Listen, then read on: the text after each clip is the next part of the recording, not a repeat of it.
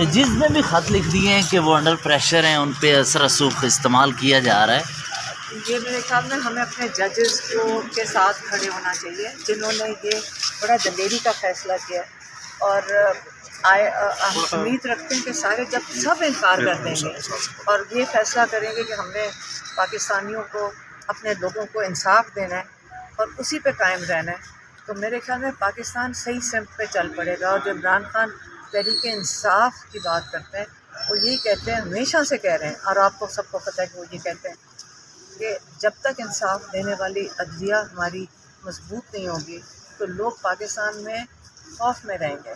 اور اس خوف کی وجہ سے آپ دیکھیں، جب عدلیہ کے جو احمقانہ کیسز عمران خان پہ بنائے گئے ہیں اور لوگوں پہ بنائے گئے ہیں اور دہشت گردی کے کیسز بنائے گئے، اس کی وجہ سے جیلوں میں ڈال دیا گیا ہے۔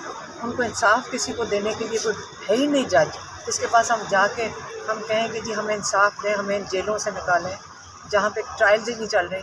تو اگر ایک دفعہ ججز کھڑے ہو کے ہمیں پاکستانیوں کو انصاف دینا شروع کرتے ہیں، یقین کریں ساری دنیا سے لوگ واپس آنا شروع ہو جائیں گے۔ جو پاکستانی 20 لاکھ پچھلے 2 سال میں چھوڑ کے گئے، تو یہ یہاں کی یہ معیشت کی وجہ سے نہیں چھوڑ کے گئے، ان کو اس خوف سے گئے کہ یہاں پہ انصاف نہیں مل رہا، اور اگر ہمیں کوئی مشکل میں آئیں گے تو ہمیں انصاف نہیں ملے گا۔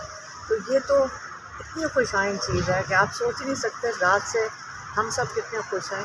اور یہ بھی ہے، امید رکھتے ہیں کہ جسٹس عامر فاروق، ہم امید رکھتے ہیں کہ وہ اپنے ججز سے سیکھیں اور حوصلہ لیں، اور یہ جو احمقانہ کیسز سن رہے ہیں جن کی کنوکشن اوور ٹرن کرنی چاہیے، جس میں ججز خود کہہ رہے ہیں کہ یہ احمقانہ کیس ہے، آپ سنیں کورٹ میں آ کے وہ ججز خود، ان کو سمجھ نہیں آ رہی کہ یہ کیس کو چلائیں کیسے آگے۔ تو جو بھی خلائی مخلوق ان کو پریشر ڈال رہی ہے، آپ اس کو چھوڑیں اور صرف یہ سوچیں کہ اپنی بھی عزت رکھیں، پاکستانیوں کو انصاف دینے کے اوپر قائم ہو جائیں، اور ساری پاکستانی قوم ان کے ساتھ کھڑی ہوئے گی۔ اچھا، آپ کے بھائی کے حوالے سے انہوں نے خط میں لکھا ہے کہ ان کے سیاسی کیسز جو ہیں اس کی وجہ سے اثر انداز ہوتے رہے ہیں، تو کیا لگتا ہے ریلیف مل سکتا ہے اب یہ چیزیں جب واضح ہو گئی ہیں تو؟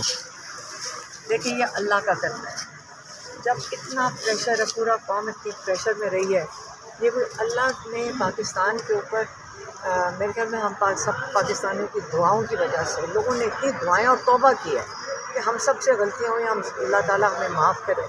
کیا پتہ اسی کی وجہ سے اللہ تعالیٰ لوگوں کے دلوں میں یہ چیزیں ڈال رہے ہیں کہ آپ کھڑے ہو جاؤ اپنی قوم کے لیے۔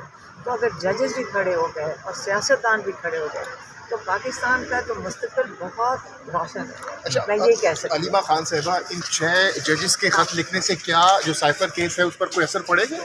اب مجھے نہیں پتا کہ ویسے تو کتنی دفعہ ہم نے کہا عمران خان جیل میں بھی نہیں ہونا چاہیے۔ عمران خان کو تو اول جیل میں ہونا، یہ سیاسی کیس ہے، یہ اس کے جو کچھ بھی نہیں ملا عمران خان کے اوپر۔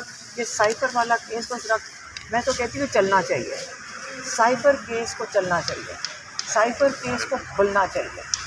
سائفر کیس اگر کھلتے ہیں نا تو یہ بہت پاکستان کے لیے بڑا ضروری ہے کہ ایک دفعہ آپ دیکھ لیں کہ باہر سے جب اس قسم کا پیغام آتا ہے ایک سرکاری افسر سے، جس کو آپ نے سب نے دیکھا ہے کہ وہ اپنے جو الیکٹڈ نمائندے ہیں امریکہ میں، کانگریس مین، ان کے سامنے جس کو جواب دینا پڑ رہا ہے، وہ بندہ یہاں ایک فون کال کرتا ہے اور اس کے نتیجے میں ہم اپنی حکومتیں گرا دیتے ہیں۔ اور اس کو بچانے کے لیے، آپ اس لیے اس کی نوکری بچانے کے لیے اس وقت عمران خان جو ایک ایکس پرائم منسٹر اور ایکس فارن منسٹر کو جیل میں ڈال دیتے ہیں۔